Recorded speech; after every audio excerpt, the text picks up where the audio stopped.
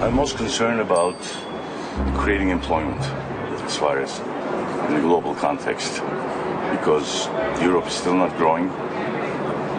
China growth is slowing down, and what Wilbur Ross said on television a couple of days ago about the fact that China is not growing at 7% anymore, but actually it's growing at 4 to 5%.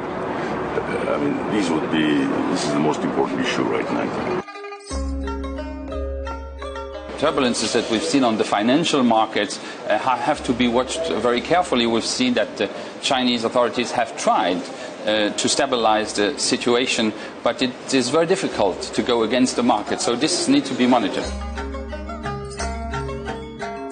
On one hand, it's certainly a reason for concern for all the other economies that the Chinese giant is a bit less furious in its growth. On the other hand, this also shows how erroneous some extrapolations into the long term of current trends can be, and all those who were preaching that in a few years China would overtake all the rest of the world in terms of economic might will have to reflect.